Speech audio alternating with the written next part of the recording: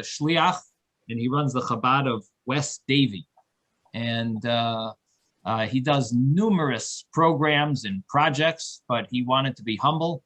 He just said he's the director of Chabad of West Davie, so we'll leave it at that. With no further ado, Rabbi Spalter, you're on, but you're muted. You got to unmute. Okay, so first of all, Rabbi Smith, thank you so much for allowing me to join this beautiful. From what I understand, it's a weekly or every 2 weeks, right? No, daily. This is a daily kollel, Wow, but it's a weekly fabrian. It's a daily kollel. It's a weekly fabrian. Some of us twice daily. Twice daily. That's right. Right, we can't get enough. That is incredible. And for me, I mean, it's to be able to be joining you today on such a special day, which obviously I will explain why it's so special. But today is a day of Farbrengen. I mean, if there's one day, or from the many important Chabad days in the calendar that people gather and Farbreng, this is definitely the day. And that's what I want to talk about this. I want to talk about the importance of today's day and tomorrow, historically, and what it means to us in our life today. So the Hasidic spin. So a Farbrengen. So first of all, we'll begin with a l'chaim. L'chaim to everybody. L'chaim. Grab a cup. I'm gonna grab a cup. Hold on a second.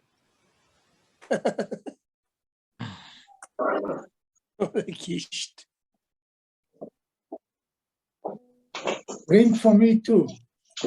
L'chaim. L'chaim. Okay.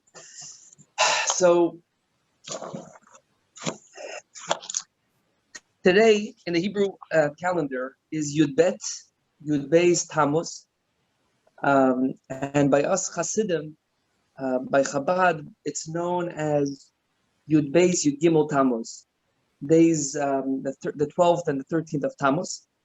And to give a little background, Yud Beis Yud Gimel Tammuz is a day. It's called the Chag HaGeula, the day of redemption for the previous Lubavitcher Rebbe. It's a day that he was freed from jail. What was the story? So, as we all know, Chabad, the roots of Chabad are in Russia, Lubavitch, and one of the most, the most central things that the previous Lubavitcher Rebbe were known, and as well as all the Chabad Rebbes, was for their Mysteriousness Nefesh. Does anybody know what Mysteriousness Nefesh is? Yes. Mysteriousness Nefesh means self-sacrifice. We always were the ones, the Lubavitcher Rebbes were always the ones that were the forefront fighting for Yiddishkeit, continuing Yiddishkeit in dark times, in times that were, very, very difficult.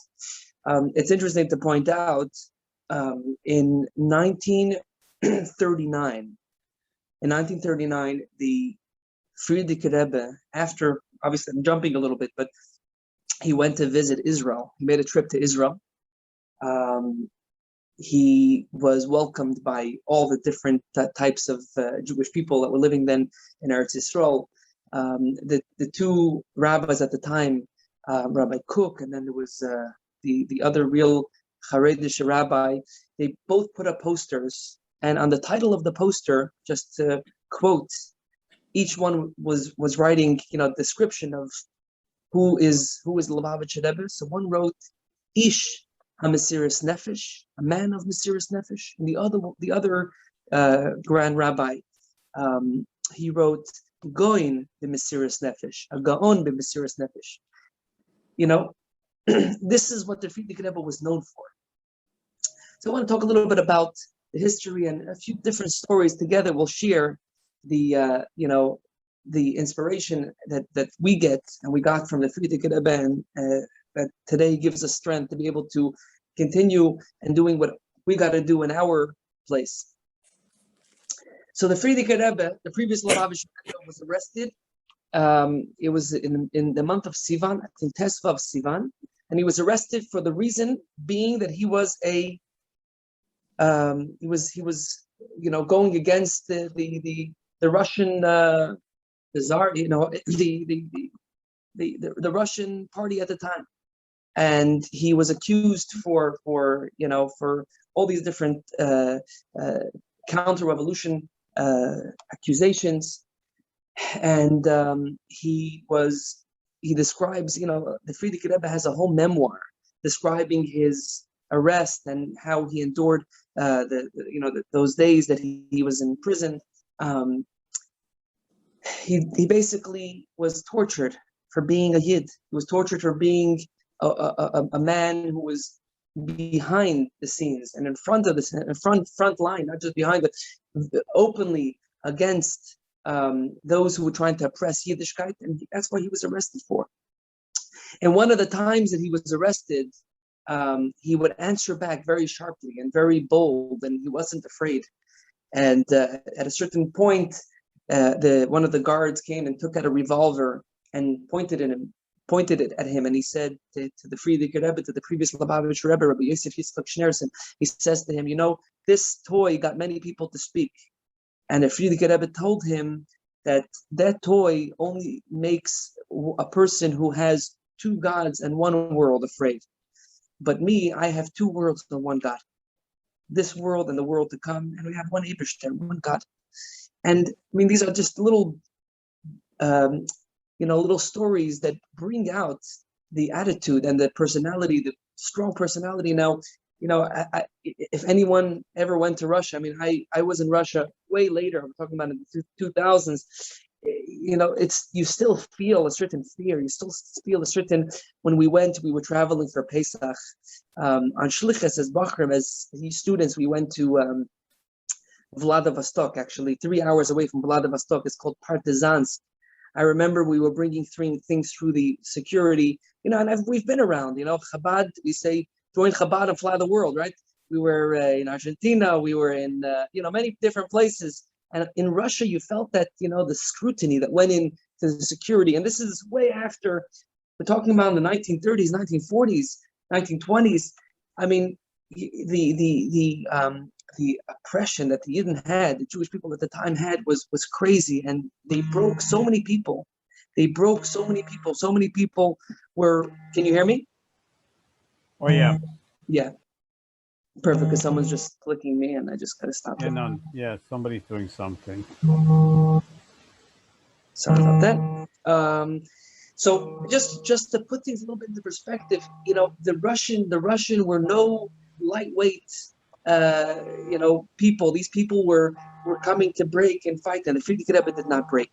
He didn't break. I want to just talk about a moment the childhood of the Frierdiker Rebbe story, a very an interesting story of their previous Lubavitcher Rebbe as a child.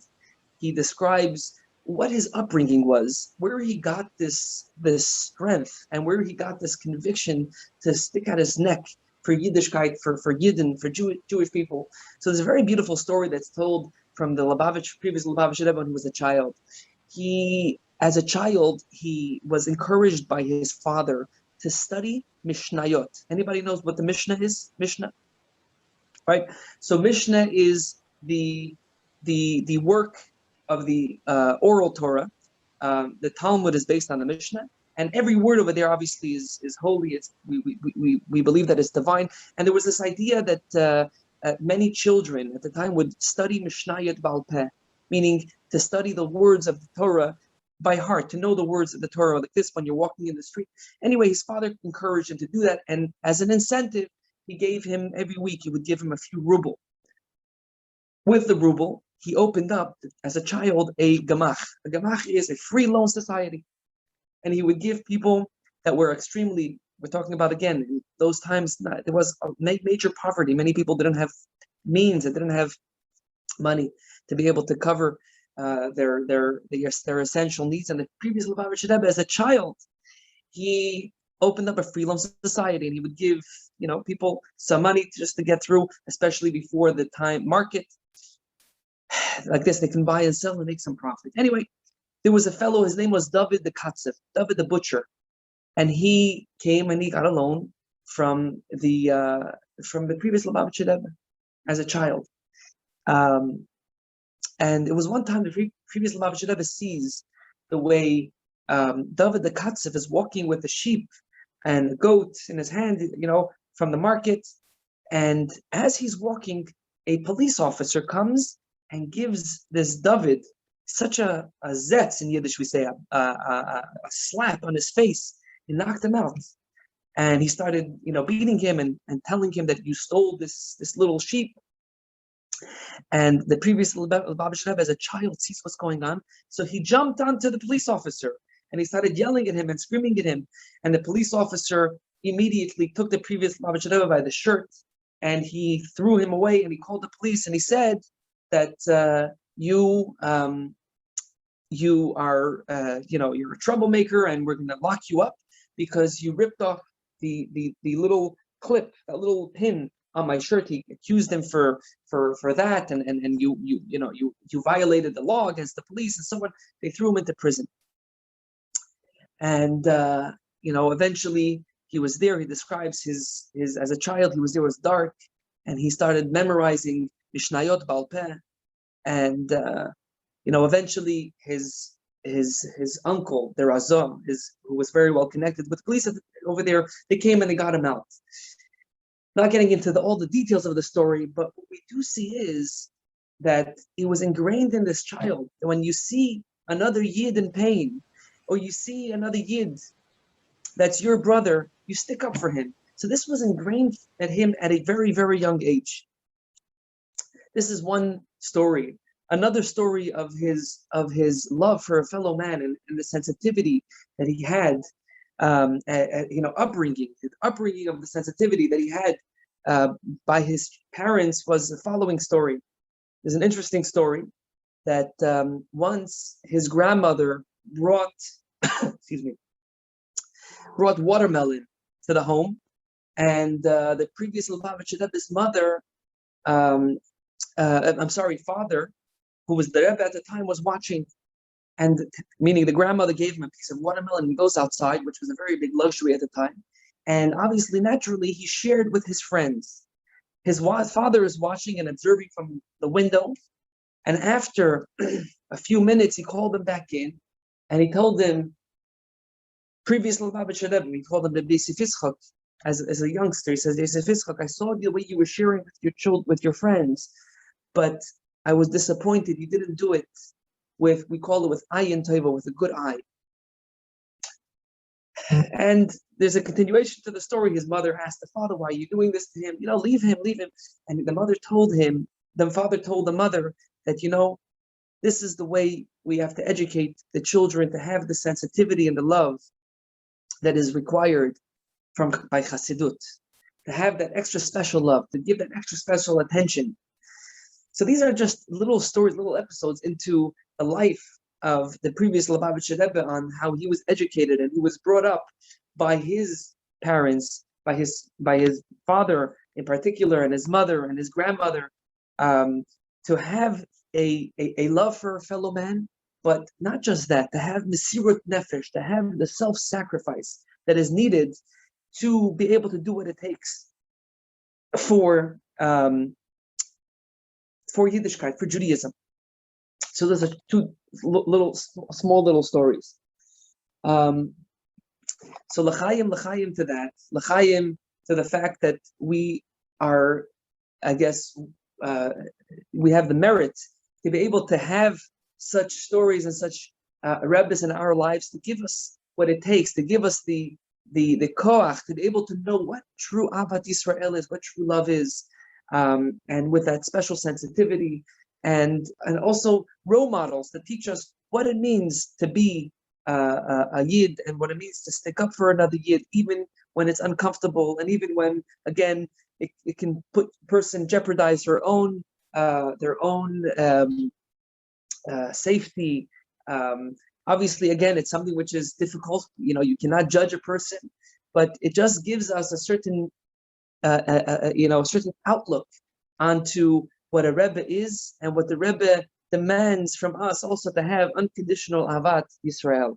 So l'chaim to that, and we'll continue.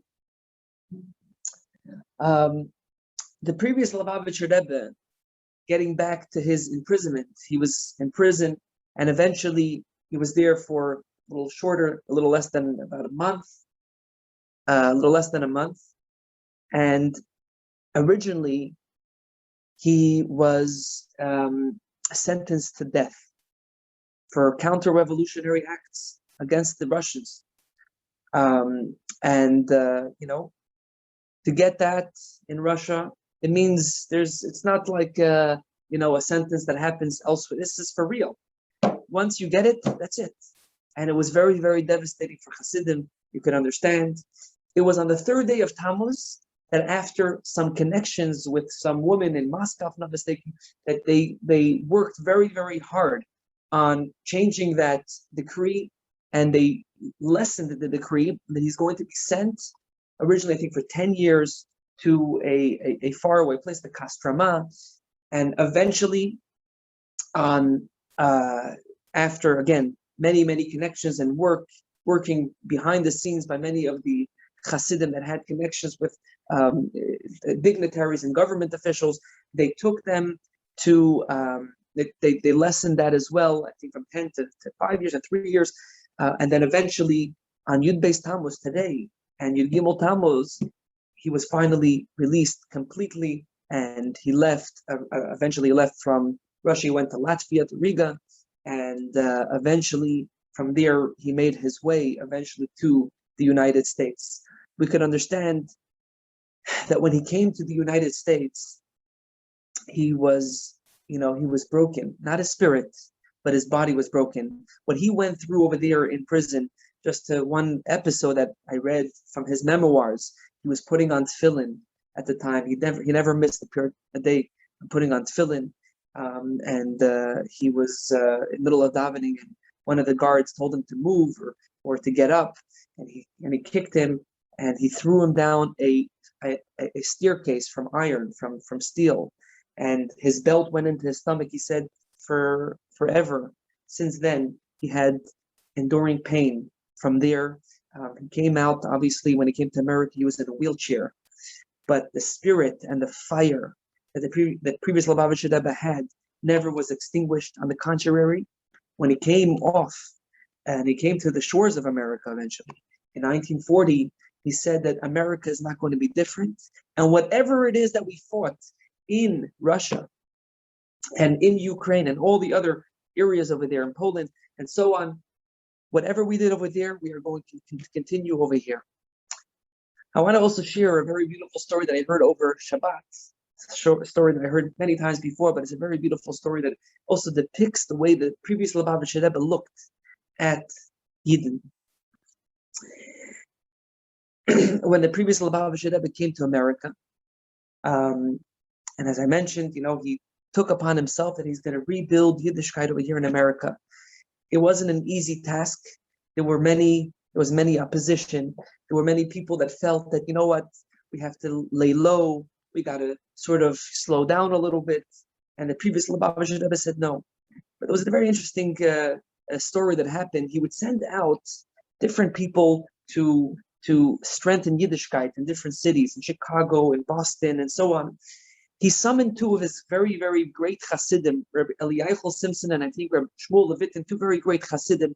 And he said them, he asked them, do me a favor, go to Chicago, and I'd like you to go meet this and this very, very big lawyer. Now, this great lawyer was actually a great-great-grandson from Hasidim. But at the time, he wasn't very involved in Yiddishkeit, and the previous Lubavitcher Rebbe told him, I want you to go just to strengthen his Yiddishkeit, go talk to him. So the two Hasidim, naturally, they get onto a train, and they went to Chicago. They come to Chicago, and they go to this very big building, and they enter the building, they go to the office, and the secretary already knows the drill. When there's two rabbis coming, of course, they're coming for a check, right? So she says, he pulls out from her book a check for $10. He says, here. So they said, oh, no, we're here actually to meet Mr. So-and-so, this and this lawyer. So she says, he's not available. He's not here. So They said, okay, we'll wait till he comes. Half hour passed, and she says to them, just wait a moment. She went into the office, not telling them that he came back. She comes back, she says, oh, I'll give you $18, just walk. So they said, no, we're really here from the previous Lubavitcher Rebbe. We'd love to meet the lawyer himself. At a certain point, the lawyer had to use the restroom, so he had to come out. And he comes out and he sees the two Hasidim over there, and he says to them, okay, guys, look, how much? How much do you guys want? Like this, just get me off the hook. So they said, no, we're not here for money. We're here on a shlichus from the previous Lubavitcher Rebbe. Okay. He says, what is it? He says, come into my office. Fine. He welcomes them in, and they had such a great talk. And they were talking about everything, about Yiddishkeit, about their life. He realized that these are two brilliant people that survive, people that have so much to give and to share about life, but especially about Torah mitzvahs, a perspective that he never saw before. In the middle of the whole conversation, he asks them, so tell me, what is it that you guys do in particular? So they said to him, look, you know what a Sefer Torah is? So he says, yeah. He says, in the Sefer Torah, there's parchment and there's letters in there. Every Yid is a letter in the Sefer Torah. Okay. They say, have you ever heard that there's a law? If one letter is missing, or one letter is cracked in the Sefer Torah, you know what happens to the Sefer Torah? It renders it not kosher. It has to be complete. So he says, yeah, I know that. So he says, sometimes the letter of a Yid, meaning ourselves, sometimes it gets a little cracked. And our job as emissaries of the previous Lubavitcher Rebbe is to go fix the letters. And he heard the metaphor and he says, wow, he was inspired by that. He was inspired. Here you had two people coming as scribes, spiritual scribes, engaging in another person's life and in his Judaism, and giving him a little bit more Yiddishkeit. And he liked it. He liked the metaphor. Anyway, they had a very nice meeting. They spoke for a few hours. They left. They hit it off. And the two Hasidim go back to New York. They come back to New York, and naturally they go into the previous Lubavitcher Rebbe's room and to give him over exactly what happened. And the previous Lubavitcher Rebbe asked him in detail everything that happened. And he told him. And they even told him the metaphor that they shared with this fellow, with the lawyer. And the previous Lubavitcher Rebbe turned very serious, and he looks at them and he said, that's incorrect. It's incorrect. The metaphor that you use is incorrect. What's wrong? He said a Yid is not compared to a Sefer Torah with letters, ink on parchment. Rather, it's like the tablets that the words were engraved. And he explained that sometimes on the tablets, maybe there could be a little dust that gets a little covered up. And our job is to blow off the dust, to take off that little schmutz, but not to compare a Yid in any way to ink on parchment, which is two separate things. A Yid and Hashem and Torah is all one, and the Yid is never damaged. A Yid is never really, the essence of a Jew is untouchable. It's perfect. It's just sometimes there's a layer of schmutz that covers up on the letters. And this was a very, very big lesson that these two Hasidim gave over later to the other Hasidim, on how the previous Lubavitcher Rebbe looked at a Yid, right? In order to have self-sacrifice for a Yid, for Yiddishkeit, you have to have a certain look. You have to look at Yiddishkeit differently. It can't just be, it's not just a business. It's not just another guy. Okay, we have 9 out of 10. That's good. The previous Lubavitcher Rebbe looked at every single Yid as part and parcel of Hashem himself and part and parcel of Torah, in a way that it's incomplete, not just like ink on parchment, so much deeper, which sort of shines the lights upon the previous Lubavitcher Rebbe's outlook, as we just spoke before. So l'chaim to that. This is a Hasidic fabrian. A fabrian is a time that we gather and we hear words of inspiration, and we encourage one another. And I myself get inspired, not from my stories, but from other, from bragging with you guys. Which reminds me, actually, there was a fellow that once came to Lubavitcher Rebbe and asked the the Rebbe, the current Rebbe, our Rebbe, not the previous one, and they asked him, what's the job of a Rebbe? And the Rebbe says, every Yid is like a candle, and there's a wick on top, and our job is to kindle that candle. At the end of the private audience, this fellow asked the Rebbe, so is my candle lit? So the Rebbe told him, smiled, and he said, it's, what I did for you is I gave you the match. I gave you the match, right? Which, that's what a Hasidic fabrian is. It's a time and it's a moment that we sort of pass the match around to each other, and we give ourselves fuel to be able to kindle our own little candle, to be able to make resolutions in growing in Yiddishkeit, in Torah, mitzvahs, to self-sacrifice, sometimes to do things that are a little bit uncomfortable, which we're going to shift into the next moment, a little bit about what Mysteriousness is, what self-sacrifice is. Is everybody okay? Does everybody hear me well? Yep, Yeah? we're fine. Yep. Okay. So I want to talk about Mysteriousness for a moment. We talk about self-sacrifice. So there's a line from the previous Lubavitcher Rebbe about self-sacrifice, and he spoke about that Mysteriousness is, you don't have to turn over mountains for Mysteriousness. First of all, I think there's a line he says once that Mysteriousness is, you can't jump from the ground onto a mountain. That's impossible. You can maybe jump off, but the idea being is that Mysteriousness is that we sort of live in a certain comfort zone. We're comfortable where we're at in our level, in our observance, in our relationships, and so on. And a day like this sort of inspires us to break out a little bit of the boundaries. They tell a joke. There was a Yakish Yid, not a Yid, but a Yakish guy, a guy from real German straight. Everything is. He was once flying, and he was on the plane, and he was sitting at the exit, at the window of the aisle and row 22.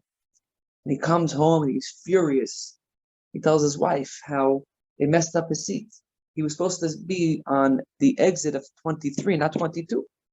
And he's very, very upset.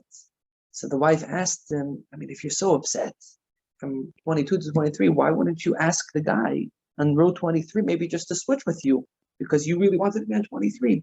So he says, if there would have been a person over there to ask, I would have asked. But there was no one to ask, right?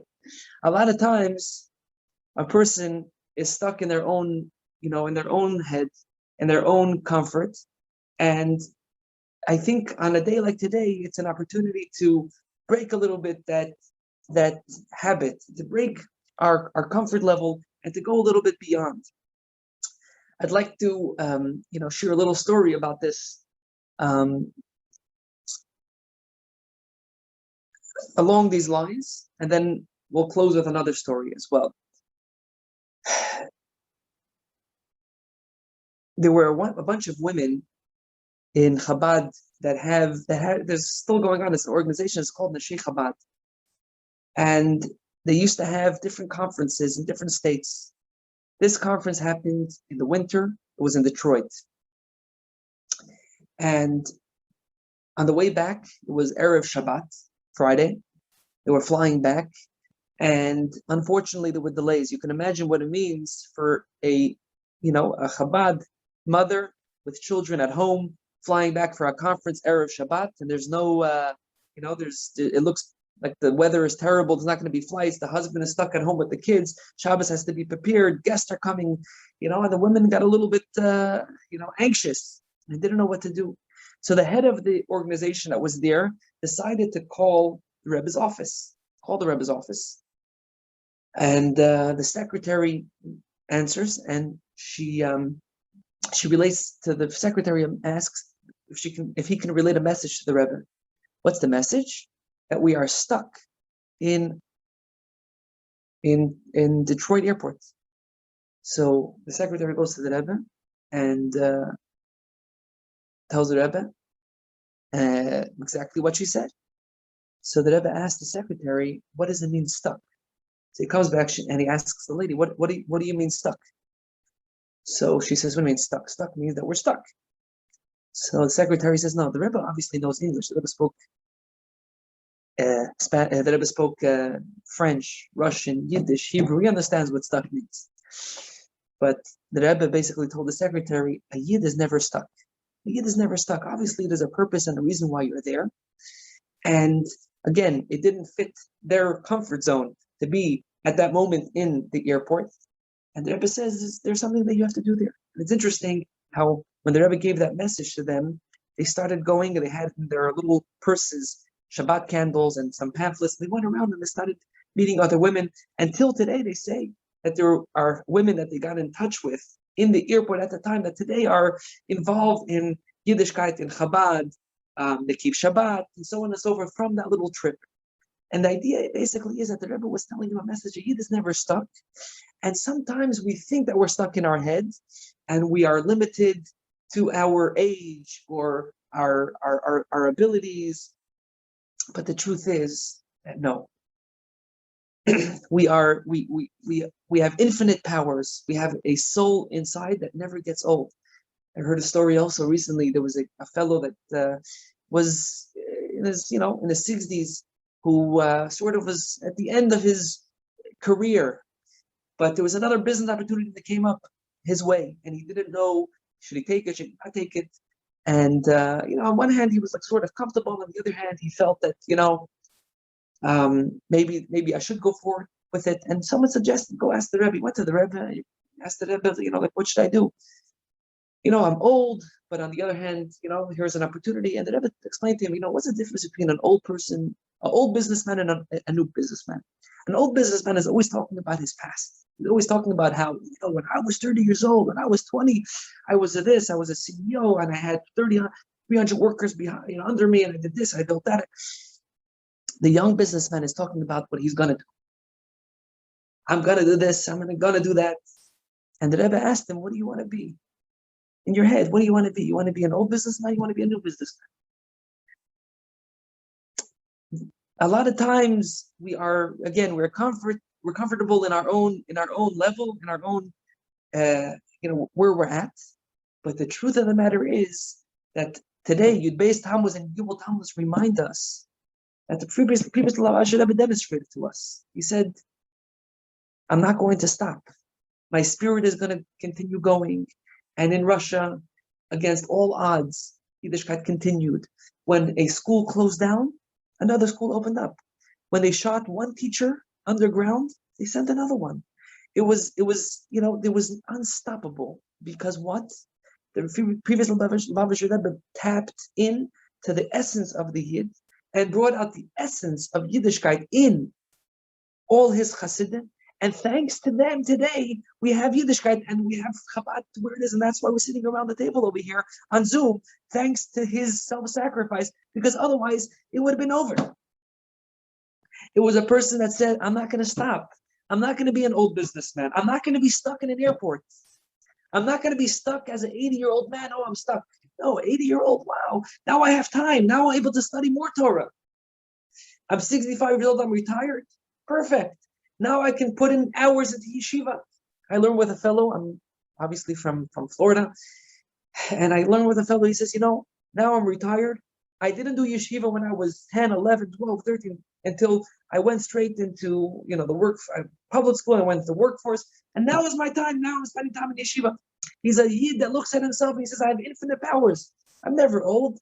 I can always do more. So I think that, this is a lesson. But I'd like to conclude with a very beautiful story. But before that, I want to talk a little bit about what today's self-sacrifice means.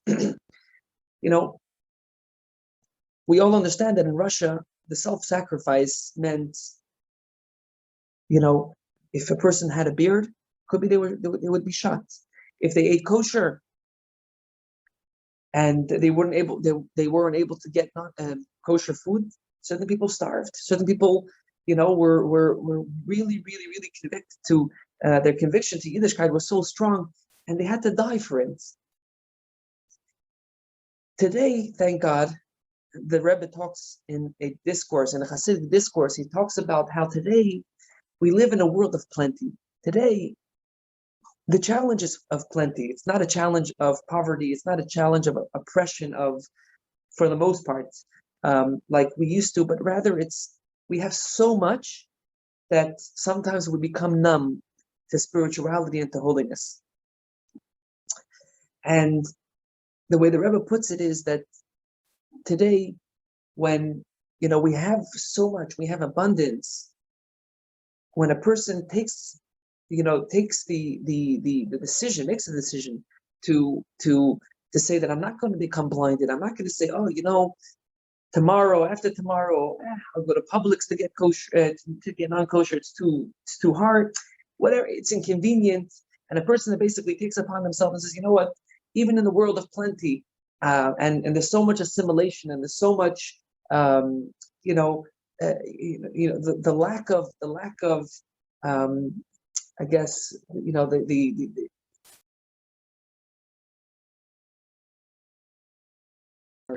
there's something that is that sort of cools off the passion for Yiddishkeit when you have so much, when you have so much abundance, when you have galore, so much cars and homes, and a person that yet decides and says, you know what, I'm going to anchor myself, and I'm going to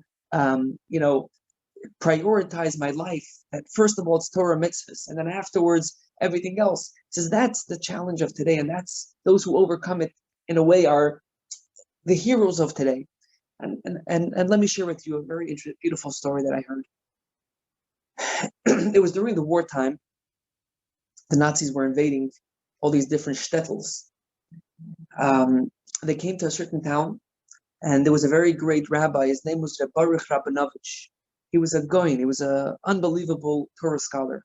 He was the son-in-law of the Mukacher Rebbe. And the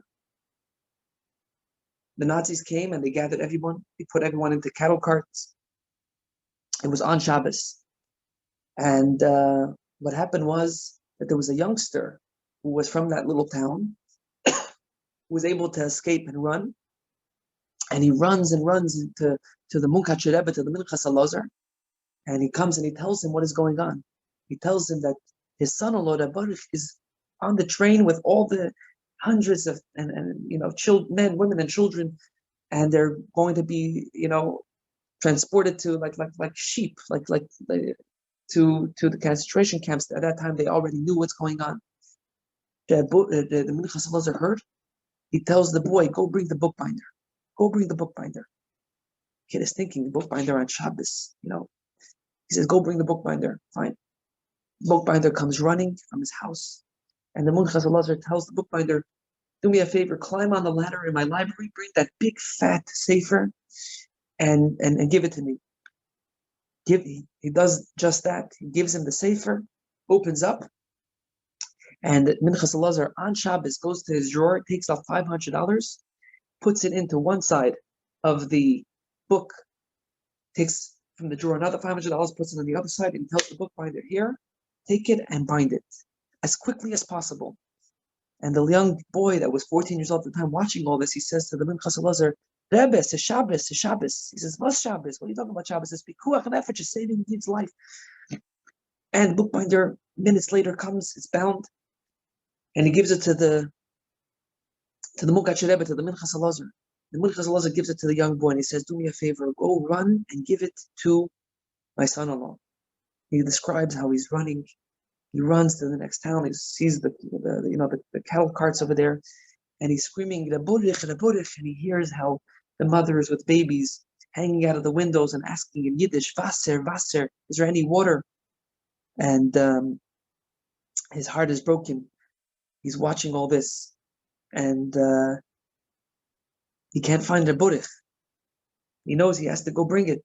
He goes from one cart to the next cart. He sees he's trampling over people and, running through people, and everyone is panicking. Finally, the last train. He finally catches Reborich.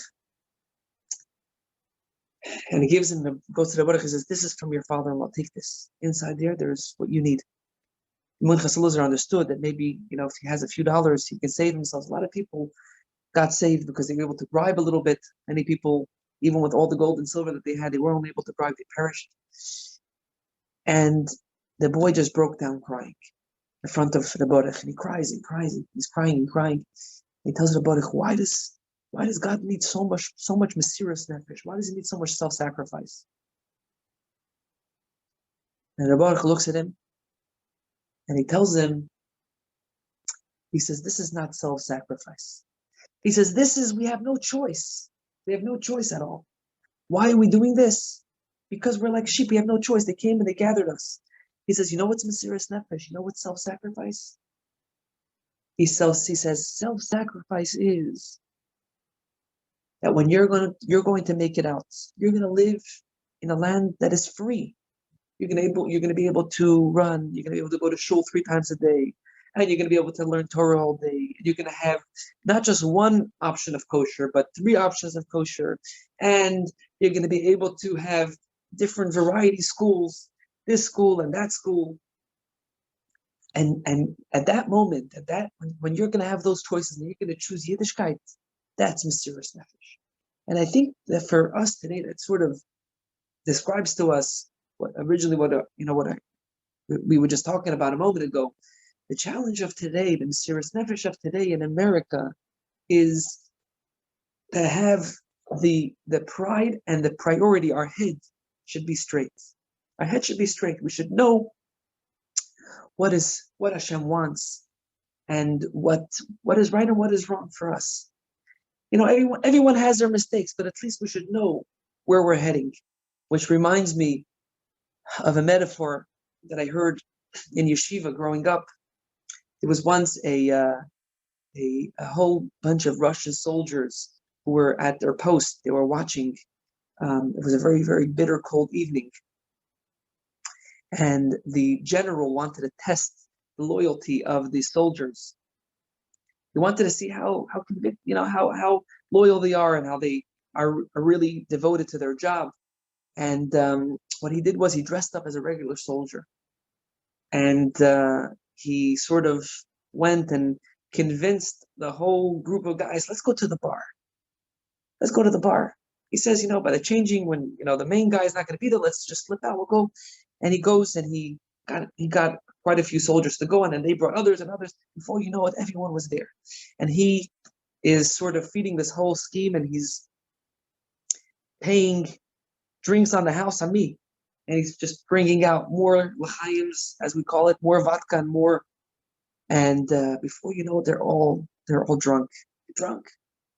And eventually he lets out a message to the soldiers that the main guy is coming. The general's coming to inspect, because they were coming to inspect, make sure everyone is standing prim and proper with the buttons and everything is.